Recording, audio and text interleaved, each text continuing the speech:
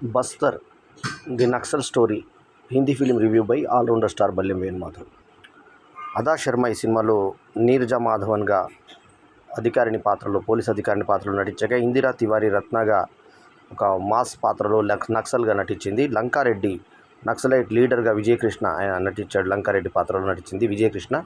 ఇట్లా రైమాసేన్, వన్యరాయ్ ఇట్లాంటి సినిమాల్లో ఎక్కువ రైమాసేన్ కనబడుతుంది. ఒకప్పుడు గ్లామర్ హీరోయిన్గా నటించిన ఆమె ఇప్పుడు అన్నీ కూడా ఇంపార్టెంట్ పాత్రలు పోషిస్తోంది. ఇందులో లాయర్గా ఒక కీలకమైన పాత్రని ఈ సినిమాలో మెప్పించింది ఆమె. శిల్పా శుక్లా నీలం నాగ్పాల్గా, యశ్పాల్ శర్మ ఈ సినిమాలో ఉత్పల్ త్రివేదిగా, అట్లాగే కిషోర్ కదం ఈ సినిమాలో రాజేంద్ర కర్మగా, తర్వాత సుభేత్ర దత్త మిలింద్ కశ్యప్ పాత్రలో నటించిన ఈ సినిమా డైరెక్టర్ ఎవరంటే రైటర్ కమ్ డైరెక్టరు ఒక ఆయన పేరు సుదీప్ తోసేన్. అట్లాగే Vipul Amrita Shah producer, creative director కూడా. రాఘోల్ దారుమాన్ సినిమాటోగ్రఫీ చేసినటువంటి సినిమాకి విక్రమ్ మోర్ యాక్షన్ డైరెక్టర్. అట్లాగే ముఖేష్ చబ్రా క్యాస్టింగ్ డైరెక్టర్, ఆషినియే షా కో ప్రొడ్యూసర్గా వ్యవహరించిన ఈ సినిమా తీరుతెనులు నిడివి ఏంటంటే, ముందు తెలుసుకోవాల్సింది నిడివి 2 గంటల 4 నిమిషాల క్రైమ్ డ్రామా, ఈఏ సర్టిఫికేట్, అడల్ట్ సర్టిఫికేట్ 15 మార్చ్ 2024కు రిలీజ్ అయింది. అంటే 15 మార్చ్ 2024లో వచ్చినటువంటి సినిమాకి బస్తర్ ద నక్సల్ స్టోరీ అని పెట్టారు. ఇందులో తెలుగు పదాలు కూడా, నక్సల్స్ బస్తర్ ప్రాంతము మరి మహారాష్ట్రకి మనకు మధ్యలో ఉన్నటువంటి బార్డర్ ప్రాంతము. ఆ బార్డర్ ప్రాంతంలో తెలుగు మాట్లాడతారు కాబట్టి ఆ తెలుగు మాట్లాడేటువంటి సన్నివేశాలు నక్సలైట్లు మాట్లాడేది కూడా చూపించారు.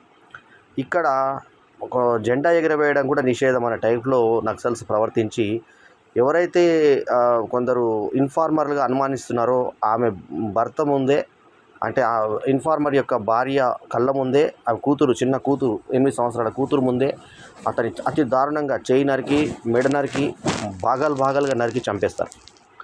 ఆమె హతాశురాలయ్యేటువంటి ఆ సన్నివేశం ఏదైతే ఉందో, ముఖ్యంగా గ్రేడింగ్ ఏమో పాత సినిమాలాగా చూపించారు మనకి. చాలా దారుణంగా హత్య చేస్తారు. దారుణంగా హత్య చేసిన తర్వాత అదా శర్మనేమో పోలీస్ అధికారిని, ఆమె గర్భవతి.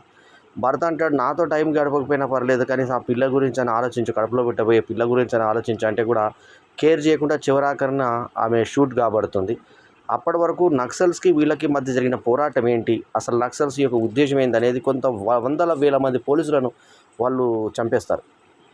పోలీసులు వీళ్ళు ఎదురుదాడులు, ఎన్కౌంటర్లు కళ్ళ కట్టినట్టుగా కథాంశం మనకు రొమాంటిక్ కానీ, సెక్స్ కానీ, వైలెన్స్ కానీ ఇలాంటివి, అంటే వైలెన్స్ ఒక్కటే పెట్టుకొని మిగతా ఏవీ లేకుండా అంశాలు, దీంట్లో హాస్యం కానీ అవేం లేకుండా సహజ సిద్ధంగా ఊర్లో గ్రామీణులు ఎట్లా నలిగిపోతారు, వాళ్ళ డైలాగులు చాలా ఆలోచింపజేస్తాయి ఆ లేడీ డైలాగులు.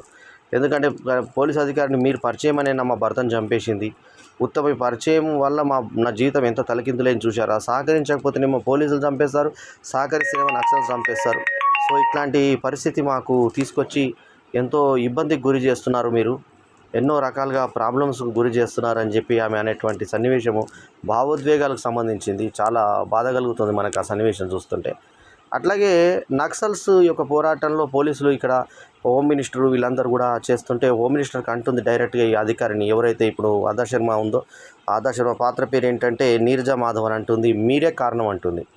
మీరు కారణం దేనికంటే, మీరు కరెక్ట్ నిర్ణయాలు తీసుకోలేకపోతున్నారు, అంటే డెవలప్మెంట్కు దానికి అందరూ వాళ్ళు అడ్డం పడుతున్నారంటే మీరు తీసుకోలేకపోతున్నారంటే నీ లోపల పెట్టుకో అని చెప్పేసి తిట్టి, మరదల అని, ఇంకో సాలి అని చెప్పి తిట్టి, ఆ తర్వాత నీ లోపల పెట్టుకొని అహంకారాన్ని అని చెప్పేసి పచ్చి బూతులు తిడతాడు హోమ్ మినిస్టర్. ఈమెకి మెమో ఇచ్చి పంపించేయండి అని చెప్పేసి, నువ్వు ఐపీఎస్ అధికారి అయితే ఏంది, ఎంత పెద్ద ఐఏఎస్ అధికారి అయితే ఏంటి, నాకేంటి అని చెప్పేసి హోమ్ మినిస్టర్ అనే సన్నివేశం. అంటే కూడా అంటే సిస్టమ్ని ఆమె వ్యతిరేకించి జరిగింది ఏందో అనేది మాట్లాడబోతే ఆ రకంగా ఆమెకి తిట్లు దొరుకుతాయి. సో తెలుగులోనేమో ఈ నక్సలైట్లు మాట్లాడుకోవడం చూపిస్తారు. నక్సలిజంకి వ్యతిరేకంగా పోలీసు అధికారిని, గర్భవతి కూడా అయి ఉండి కూడా ఆమె ఎటువంటి తన శరీరం గురించి కానీ తన గర్భం గురించి కూడా ఆలోచించకుండా ఆమె ఏ రకంగా పోరాటం చేసింది అనేది కళ్ళ కట్టినట్టుగా బస్తర్ ద నక్సల్ స్టోరీలో చూపించారు.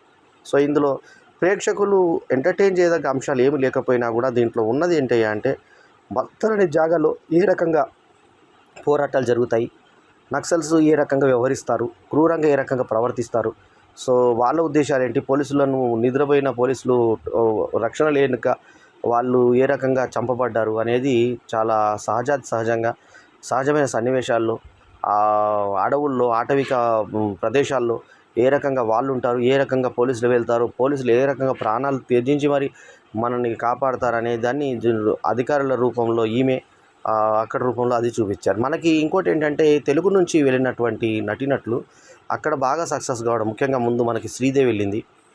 ఆ శ్రీదేవి కన్నా ముందు మనకి వైజయంతిమాల, ఆ తర్వాత మనకి ఈ మన రేఖ కావచ్చు, తెలుగు అమ్మాయి రేఖ. అట్లాగే రేఖకు ముందు కూడా మనకి ఏరువాక సాధారణ పాటలతో మనకు బాగా వైదా రెహమాను. తర్వాత వీళ్ళందరూ తెలుగు నుంచి వెళ్ళి అక్కడ సెటిల్ అయ్యారు. తర్వాత శ్రీదేవి స్టార్డమ్ తెచ్చుకుంది, తర్వాత జయప్రద స్టార్డమ్ తెచ్చుకుంది, సూపర్ స్టార్డమ్లు తెచ్చుకున్నారు వీళ్ళు. ఆ తర్వాత మనకి ఇక్కడ నుంచి తెలుగు ద్వారా పరిచయమైనటువంటి నటీనటుల్లో చాలామంది, ముఖ్యంగా ఈ మధ్యలో బాగా టాప్ అయిన వాళ్ళు ఏంటంటే రష్మిక మందోన ఇప్పుడు యానిమల్ సినిమాతో ఆమె ముందుకు వచ్చింది. అట్లాగే ఆదా శర్మ కూడా అదే వరుసలో నిలుస్తుంది మనకి. ఆదా శర్మ చూడండి, మొన్న లాస్ట్ టైం కేరళ స్టోరీలో అద్భుతమైన పర్ఫార్మెన్స్ ఇచ్చి ఆ సినిమా సూపర్ హిట్కి ఆమె కూడా సహకరించి ఆఖరికి వెనుక నుంచి వేసేటువంటి సన్నివేశాల్లో కూడా ఆమె నటించి మొత్తానికి ప్రాణప్రతిష్ఠ చేస్తే ఇందులో పోలీస్ అధికారినిగా ఉత్తమ శ్రేణి నటనని ఆమె చూపెట్టింది. అట్లాగే తమన్నా కూడా నటించడం ఇప్పుడు బాహుబలి ద్వారా అంతర్జాతీయ ఖ్యాతిని ఆమె ఆర్జించింది. అట్లాగే మనకి ఇంకా కొన్ని సినిమాల ద్వారా ఇప్పుడు లేడీ ఓరియంటెడ్ సినిమాల ద్వారా మంచు మనోజ్ పక్కన పరిచయమైనటువంటి తాప్సీ పన్ను కూడా మనకి హిందీలో ఇవాళ సోలో రోల్స్ వేస్తూ మంచి పేరు తెచ్చుకుంది. అట్లాగే చాలా ఆ మధ్య భానుప్రియ కావచ్చు, శాంతిప్రియ కావచ్చు, ఇలా చాలామంది తెలుగు నుంచి అక్కడ అదృష్టాన్ని పరీక్షించుకునే వాళ్ళు ఉన్నారు. అయితే కొన్ని సినిమాల్లో మనకు అసిన్ కూడా కొన్ని సినిమాల్లో హిందీలో చేయడం జరిగింది. ఆ వరుసలోనే ఇప్పుడు మనకి ఎక్కువగా ఆదా శర్మ మరి తెలుగులో క్షణం లాంటి సినిమాల్లో నటించిన ఆమె ఇప్పుడు హిందీ సినిమాల్లో కూడా తన అదృష్టాన్ని పరీక్షించుకుంటూ ముందుకెళ్తోంది. ఈ సినిమా కూడా అంటే ఇది ఒక ఎట్లా అంటే ఒక డిగ్రేడ్, అంటే ఒక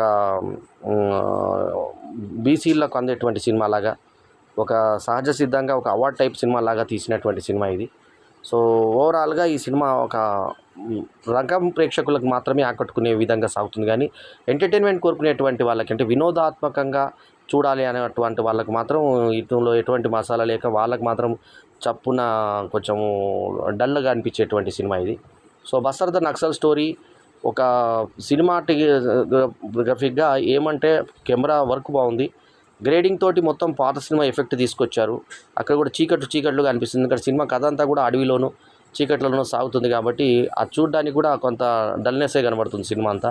సో వేసిన వేషాలు కూడా ఎక్కడ రంగురంగులుగా ఉండవు, పాటలు ఉండవు, డ్యూయెట్లు ఉండవు, ప్రేమలు ఉండవు, లవ్లు, రొమాన్సులు ఇలాంటివి ఏమి ఉండవు. ఉండేదంతా ఒక హింస, వీళ్ళు వాళ్ళని చంపడం, వాళ్ళు వీళ్ళని చంపడం అంతే. సో ఏ రకంగా బస్తర్ ప్రాంతంలో ఏ రకంగా నక్సలిజం ఏలుతుంది, ప్రజలు మధ్యలో ఏ రకంగా నలిగిపోతున్నారు అన్నది మాత్రమే కళ్ళగట్టినట్టు చూపించింది. అది సినిమా టేస్ట్ ఉన్న వాళ్ళు, ఈ టైప్ ఆఫ్ సినిమాలు చూసే వాళ్ళకి మాత్రమే నచ్చే విధంగా ఉంది ఈ సినిమా ఇది.